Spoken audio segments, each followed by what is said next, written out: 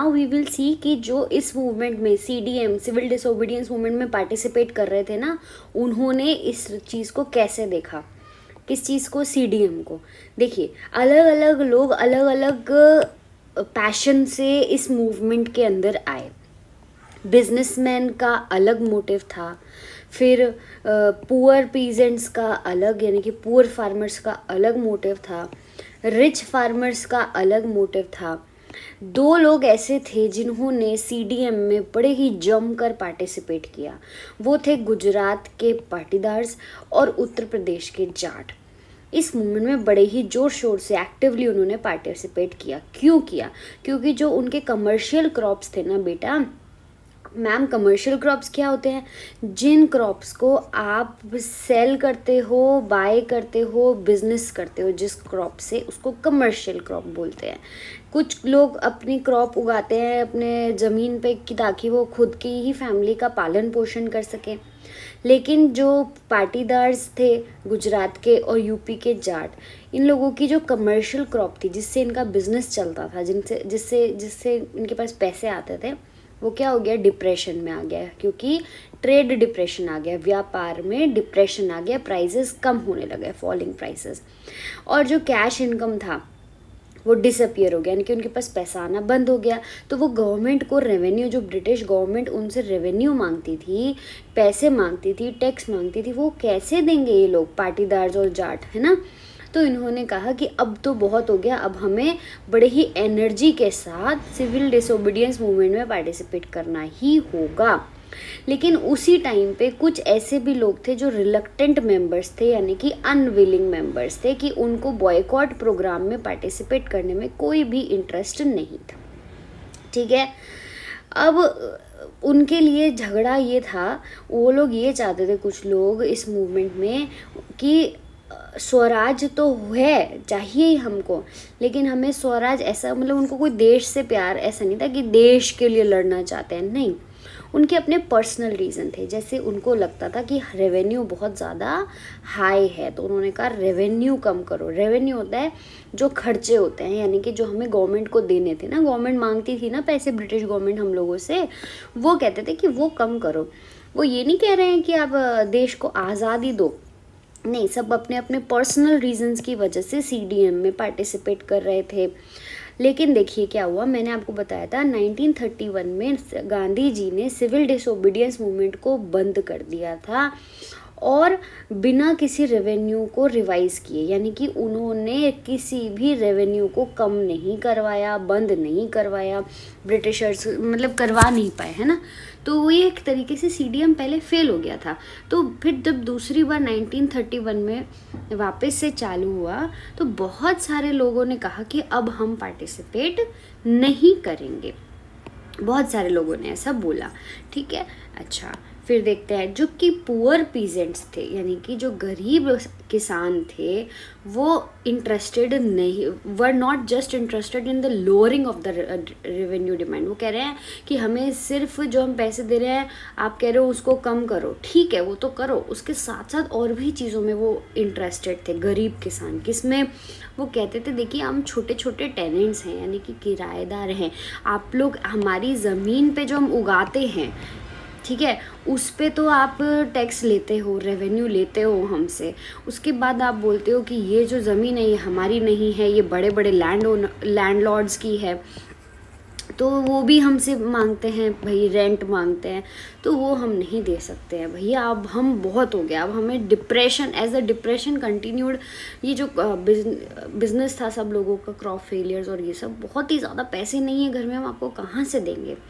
तो cash income क्या हो गया? ड्विंडल्ड हो गया। अब देखो ये जो आप वर्ड्स मैंने हाईलाइट किए ना, ये लिख कर ही आना बेटा, एग्जाम में इतना अच्छा इंप्रेशन पड़ता है कि आपकी वोकैबुलरी अच्छी है। ठीक है, ये लिख कर आना, NCERTs के बड़े प्यारे प्यारे वर्ड्स हैं। ड्विंडल्ड हो गया, कैश इनकम क्या हो गया? ड्विंडल्ड हो गया, रिड्यूस हो गया।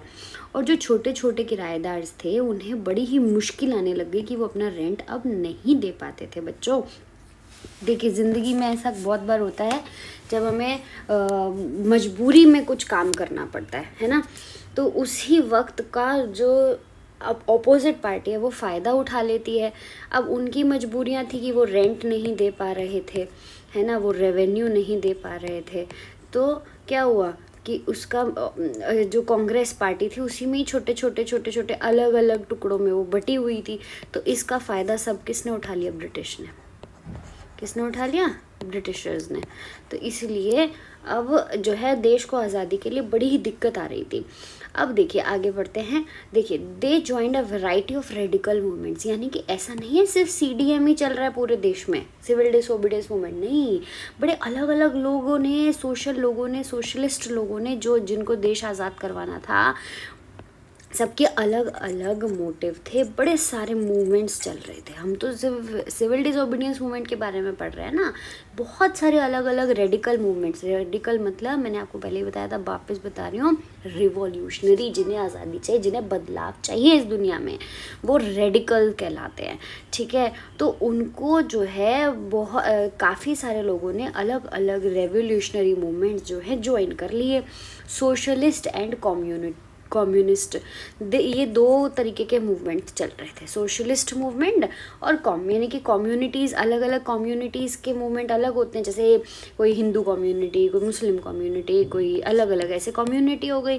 कुछ सोशलिस्ट मूवमेंट भी चल रहे थे, जैसे मान सकते हैं हम कि जो लॉयर्स हैं वो अपना अलग एक मूवमेंट चला रहे हैं। एग्जाम्पल दे दूँ मैं आपको, ठीक है, कोई आपका आर्टिस्ट है, कोई पोएम लिखते हैं, है ना, वो अपना अलग मूवमेंट चला रहे हैं कि हमें आज़ादी दो, कि हम अलग अपने, मतलब मैं आपको एग्जाम्पल दे रही हूँ किस तरीके के मूवमेंट उस टाइम पे चल रहे थे, जो कि लोगों ने अलग अलग तरीके से उनको अलग अलग मूवमेंट्स में पार्टिसिपेट किया। अब कांग्रेस में ही कितने सारे अमीर ऐसे लैंडलॉर्ड्स थे और पीजेंट्स थे, अमीर किसान, रिच पीजेंट, रिच किसान और रिच जो लैंडलॉर्ड्स, तो रिच ही हो गए, उनको रेंट मिलती है ना, लैंडलॉर्ड्स। तो ये लोग कह रहे थे कि भैया हम रेंट कम नहीं करेंगे। जो पुअर फार्मर बोल रहे हैं कि रेंट हम नहीं देंगे, रेवेन्यू कम करो, तो लैंडलॉर्ड ने बोला आपको जो करना है करो, हम रेंट कम नहीं करेंगे। आपको अगर हमारी ज़मीन पे खेतीबाड़ी करनी है तो उसका रेंट देना पड़ेगा। कहाँ से ला के दे बेचारा किसान, है ना। तो ये देखिए कांग्रेस के अंदर अंदर ये सब प्रॉब्लम्स चल रही हैं। ये सब हम क्यों पढ़ रहे हैं बताओ? Why are we studying history? We are studying history because history always repeats itself, कि वापस से अगर कोई हमारे ऊपर देश पे राज करने आ गया तो हमें कौन सी गलतियां नहीं करनी है जो हमारे पूर्वजों ने की, और कौन सी हमें अच्छी चीज़ें करनी है जो हमारे पूर्वजों ने करी। ठीक है, आप कहोगे मैम कोई नहीं आएगा राज करने, वो तो बहुत अच्छी बात है, नहीं आएगा, ऑफ कोर्स नहीं आएगा। अब हम लोग बहुत अच्छे हो गए हैं, मतलब अच्छे मतलब कि अब हम इंडिपेंडेंट हो गए हैं, है ना। जस्ट हम इसलिए, और ये सिर्फ बुक्स पे ही नहीं है, हमारी पर्सनल लाइफ में भी कोई हम पे राज करने आ जाता है ना, तब भी हमें ध्यान देना है कि अगर हमारी फैमिली है, जैसे इंडिया हमारी फैमिली है, ठीक है, और ब्रिटिशर्स कौन हो गए? जो बाहर के लोग हमारी फैमिली को तुड़वाना चाहते हैं। अगर हम आपस में ही अपना अलग अलग मुटाव करेंगे, नहीं मम्मी के अलग इलेक्शन चल रहे हैं, पापा के अलग इलेक्शन चल रहे हैं, है ना, तो बाहर के लोग फ़ायदा उठा लेते हैं। इसलिए हमेशा अपनी फैमिली में क्या करना है, एक ही रहना है। बाहर के लोगों को क्या करना है, बैंड बजा देनी है। नहीं मजाक कर रही हूँ, हमें गांधी जी की तरह नॉन वायलेंट रहना है हमेशा। चलिए, what about the business classes. अब अगर हम देखते हैं बिजनेस क्लास के बारे में, देखिए हमने देखा कि लैंडलॉर्ड्स का क्या मतलब मानना था, हमने देखा कि पुअर जो किसान था उनका क्या मानना था, हमने देखा कि रिच किसान का क्या मानना था। अब देखते हैं जो लोग बिजनेस कर रहे हैं, व्यापार कर रहे हैं, उनका क्या मानना था सिविल डिसोबीडियंस मूवमेंट को लेकर। ओके, ठीक है। देखिए पहले वर्ल्ड वॉर जब हुआ ना बेटा, तब इंडियन के जो मर्चेंट्स थे, जो व्यापारी लोग थे, जो जिनकी बड़ी बड़ी फैक्ट्रीज हुआ करती थी, उन्होंने बहुत ज़्यादा प्रॉफिट कमाया और बहुत ही पावरफुल बन गए। कैसे पैसे कमाया? क्योंकि वो वही चीज़ें बनाने लग गए ना जो कि फर्स्ट वर्ल्ड वॉर में ज़रूरत थी जिन चीज़ों की, तो बड़े अमीर हो गए लोग। फिर अब इन्होंने कहा, ये ब्रिटिशर्स ने की हैं, ये कैसे इतने अमीर हो रहे हैं, तो इन्होंने अलग अलग कॉलोनियल पॉलिसीज़ बनानी शुरू कर दी। पॉलिसीज़ मतलब अलग अलग रूल्स बना दिए कि आप ये नहीं एक्टिविटी कर सकते हो अपने बिजनेस में, आप इस चीज़ को नहीं उगा सकते हो, आप इस चीज़ की इंडस्ट्री नहीं लगा सकते हो, फलाना ढिकना। तो ये जो रेस्ट्रिक्टेड बिजनेस एक्टिविटीज़ थी, ये बड़ी खल रही थी बिजनेस क्लास को कि ये क्या हो रहा है, अच्छा खासा हम पैसे कमा रहे थे, अमीर बन रहे थे, तो ये क्या दिक्कत है। तो फिर इन्होंने जो है एक्सीलेंट, ठीक है, rupees sterling foreign exchange ratio that would discourage imports. मतलब ये हो रहा था कि अब इम्पोर्ट्स को ये लोग डिस्करेज करना चाह रहे थे कि जो बाहर हम जो इंडिया में उगा रहे हैं ना, हम जो इंडिया में इंडस्ट्रीज़ फैला रहे हैं और लगा रहे हैं, उसी के हम चीज़ें खरीदेंगे। इंडियंस ने बोला ऐसे, ठीक है, इंडियन मर्चेंट ने बोला कि हम बाहर से फॉरेन से आपके लंदन से जो इंपोर्ट आप कर रहे हो, हम आपका वो क्यों खरीद के पहने जब वही चीज़ हम बना रहे हैं सस्ते में। ठीक है, तो ये बिज़नेस क्लास वालों की इंटरेस्ट था। ठीक है, उन्होंने क्या किया, एक FICCI बनाया 1927 में। इसको याद कर लेना, ठीक है। FICC इसकी फुल फॉर्म 1 मार्क से क्वेश्चन में आ सकती है, that is federation of the Indian chambers of commerce and industries. Prominent मतलब होता है फेमस, जैसे कि बहुत ही फेमस इंडस्ट्रियलिस्ट यानी कि जो जिनकी फैक्ट्रीज होती थी, इंडस्ट्रीज होती थी, उनका नाम था पुरुषोत्तम दास ठाकुरदास एंड JD बिरला। इन लोगों ने अटैक किया कॉलोनियल कंट्रोल को इंडिया के इकोनॉमी में, एंड उन्होंने सिविल डिसोबीडियंस मूवमेंट को सपोर्ट किया। अगर आपसे कोई क्वेश्चन पूछे कि बताइए 2 ऐसे बिजनेसमैन के नाम जिसने CDM में पार्टिसिपेट किया था बड़े जोर शोर से और क्यों किया था, तो हम बता देंगे, देखिए मैम ये तो है उसका रीज़न, अभी हमें इप्सा मैम ने बताया है, ये उसका है रीज़न, ये रहा इतना सारा रीज़न अभी बताया है आपको। और मैम उनका नाम है क्या है, 2 नाम मैंने अभी आपको बताया ना, पुरुषोत्तम दास जी एंड JD बिरला। ठीक है, इन्होंने बड़े ही एक्टिवली पार्टिसिपेट किया किसमें, CDM में। बार बार याद करते चले जाओ, रट लो रट। दे गे फाइनेंशियल असिस्टेंट, उन्होंने फाइनेंशियल असिस्टेंट भी दी, मतलब CDM को पैसे भी तो चाहिए थे। अगर आप कुछ मूवमेंट कर रहे हो ना बेटा, तो उसमें पैसे चाहिए होता है, तो हमेशा पैसे कौन देता है, फाइनेंस कौन करता है, हमेशा आप पैसे देते हैं बिजनेस वाले लोग, चाहे वो बैंक हो, चाहे वो इंटरेस्ट पे ही तो देगी बैंक, कोई हमारी चाचा बुआ की लड़की थोड़ी ना है जो ऐसी दे देगी, है ना। तो हमें इंटरेस्ट पे, अगर वो इंटरेस्ट पे हमें बैंक दे रही है पैसा, तो उसको भी तो फ़ायदा हो रहा है। तो हर एक इंसान बिजनेसमैन बना पड़ा है। चलिए आगे बढ़ते हैं। Most businessman came to see Swaraj as a time of with no longer exist. ठीक है, मतलब आप ये समझ लो कि पहले राउंड टेबल कॉन्फ्रेंस जो था, जब गांधी जी ने देखा कि उनकी बात नहीं मानी गई है ना, तब उसके पास जो business group were no longer uniform ऐसे, तो उसके बाद जब गांधी जी वापस आए लंदन से सेकेंड राउंड टेबल कॉन्फ्रेंस को अटेंड करके, तब जब उन्होंने CDM को वापस से जागरूक किया, वापस से रीस्टार्ट किया, तब बेटा बहुत सारे बिजनेस ग्रुप ऐसे थे जिन्होंने बोला कि अब हम इतने एनर्जेटिक नहीं हैं, अब हमें नहीं इसमें पार्टिसिपेट करना है, लिखा नो लॉन्गर यूनिफॉर्मली एंथुजियास्टिक, अब हम इतने एनर्जेटिकली इसमें पार्टिसिपेट नहीं करेंगे, क्योंकि आप पहले तो CDM को बंद करके गए क्यों, आपको पता ही था वो लोग आपकी बात नहीं मानेंगे राउंड टेबल कॉन्फ्रेंस पे। गांधी जी तो गांधी जी मौका तो देंगे ही ना। अच्छा, वरीड अबाउट वो बोल रहे हैं कि अभी ऑलरेडी इतना बिजनेस में क्या चल रहा है, प्रोलॉन्ग्ड डिसरप्शन ऑफ बिजनेस चल रहा है, मतलब ऑन गोइंग जो बिजनेस में प्रॉब्लम्स चल रही है ना, वो उससे इतने थक गए थे कि अब उन्हें कुछ अलग चमत्कारी चाहिए था। ठीक है, अब जो इंडस्ट्रियल वर्किंग क्लास थी ना मेरे बच्चों, उन्होंने CDM में पार्टिसिपेट नहीं किया, यानी कि जो इंडस्ट्रीज़ में काम करने वाले लोग थे। लेकिन एक जगह ऐसी थी जिसमें किया, वर्कर्स ने भी पार्टिसिपेट, वो थी नागपुर। ये आपसे क्वेश्चन पूछा सकता है, ज़रा बताइए कि ऐसा कौन सा जगह थी जिसमें CDM में वर्कर्स ने, इंडस्ट्रीज़ के वर्कर्स ने साथ दिया है। मैम ने तो बोला था कि वर्कर्स ने साथ ही नहीं दिया था, जी साथ दिया था ओनली इन नागपुर। कहाँ पे बेटू, नागपुर में।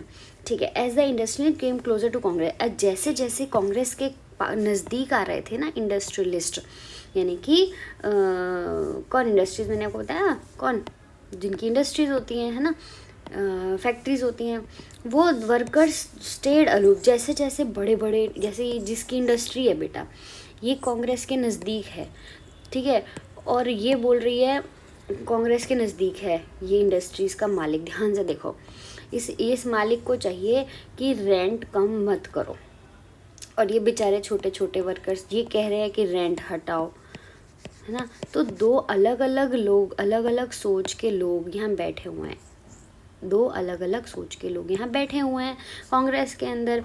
तो वो कह रहे हैं जैसे जैसे इंडस्ट्रियलिस्ट क्लोज आ रहे थे कांग्रेस के, वैसे वैसे वर्कर्स दूर जा रहे थे। समझ में आ रहा है? अलूफ मतलब अनअप्रोचेबल, मतलब फिर वर्कर्स को इंटरेस्ट नहीं था, लेकिन नागपुर में था। क्यों भाई, क्यों ऐसा हुआ? Some workers did not participate in civil disobedience selectively adopting some of the ideas of Gandhian programme like boycott of good. Workers ने कहा कि देखिए हम, ठीक है रेंट वेंट वाली बात अलग है, लेकिन जो गांधी जी ऐसा बोल रहे हैं ना कि आप बॉयकॉट करो फॉरेन गुड्स का, वो हम करेंगे सपोर्ट। किसने बोला? वर्कर्स ने बोला। And part of their own movements, उन्होंने अपने ही मूवमेंट्स का उसको पार्ट बना लिया। और अब वो आप कहोगे मैम वर्कर का क्या था, वर्कर का क्या मूवमेंट था, वर्कर्स क्या चाहते थे?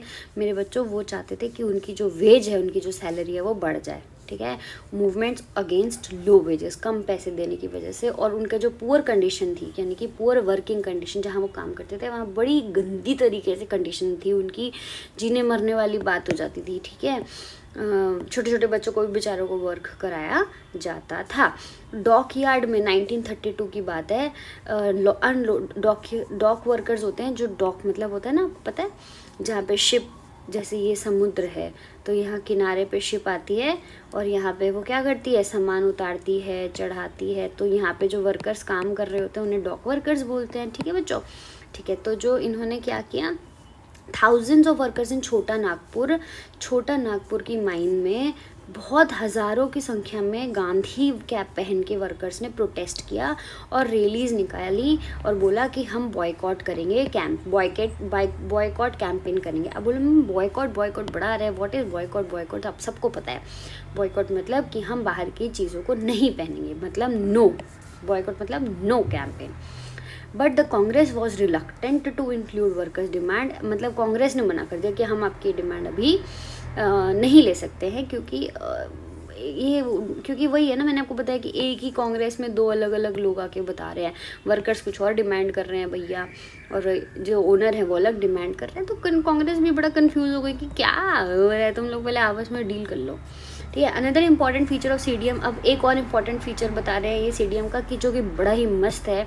देखिए इंडिया में औरतों को कहा जाता है, औरतें खुद भी ऐसी होती है, कहा गया और ना कहा गया, बड़ा शर्मीली सी होती हैं ज़्यादातर, है ना। तो जैसे ये उनका घर है, उसी में ही वही घर ही मंदिर है, घर के लोग ही उनके भगवान है ना, घर में ही वो सब अपना मस्त टिप टॉप रखती हैं। अच्छा, गांधी जी ने कहा कि देखिए, महिलाओं को बोला, फीमेल को बोला कि घर तो आप टिप टॉप रखती हो, लेकिन जो आपकी सोसाइटी है वो भी आप ही की रिस्पॉन्सिबिलिटी है। तो सभी औरतों को समझाया कि देखिए आप इसमें पार्टिसिपेट करिए CDM में। औरतों ने कहा नहीं हम कैसे करेंगे, हमें तो घर से बाहर निकलना अलाउ भी नहीं, उस टाइम पे नहीं होता था ना इतना, तो नहीं, फिर भी जो है अमीर, जो रिच पीजेंट यानी कि रिच फार्मर की जो घर की औरतें, बहनें, बहू, दादी, माएँ होती थी, वो उन्होंने CDM में पार्टिसिपेट किया, रिच पीजेंट्स की घर की औरतों ने। ठीक है, अब देखिए काफ़ी सारे फॉरेन क्लॉथ को लिकर शॉप्स को क्या कर दिया, पिकेटेड कर दिया। पिकेटेड मैंने आपको पहले बताया था, जैसे लिकर शॉप है तो उसकी एंट्री क्या कर दी, बंद कर दी, उसको बोलते हैं पिकेटेड, लिख कर ही आना एग्जाम में।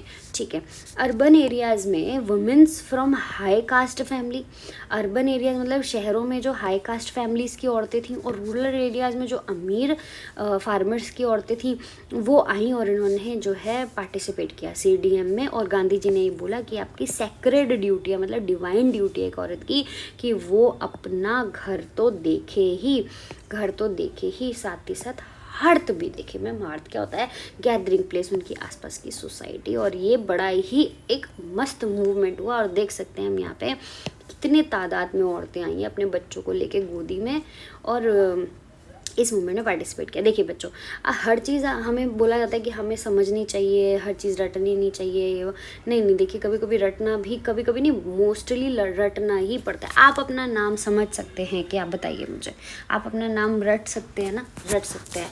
कहने का मतलब है हमें कुछ चीज़ें ऐसी होती हैं जो रटनी ही पड़ती हैं। मत सुनो दूसरों की बातें कि नहीं हमें तो सिर्फ समझना ही है, तो एग्ज़ाम में जब डेट्स पूछेंगे तब क्या टाटा फिर हो जाओगे। इसलिए ध्यान से इन डेट्स को रट लो।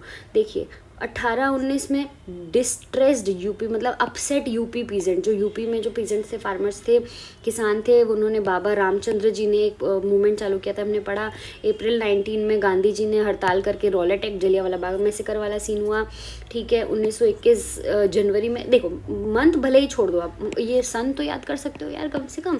तो याद कैसे करते हैं मैम? बार बार पढ़ो, बार बार पढ़ो, अपना खुद का टेस्ट लो 100 बार। ठीक है, पढ़ना ही है, अभी आपको कुछ नहीं करना, ठीक है ना। झाड़ू पोछा बर्तन नहीं करवा रहे ना, पढ़ने को बोल रहे हैं ना घर वाले, पढ़ लो, पेपर है।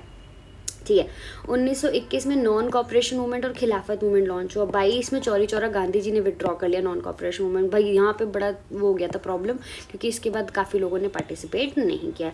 1924 में 1924 में अलूरी सीतारमन राजू अरेस्टेड हो गए थे 2 साल के लिए ट्राइबल स्ट्रगल के लिए, और फिर उनको हमें बताया था वो वाला ये जो फोक टेल में फिर उन्हें याद किया जाता है।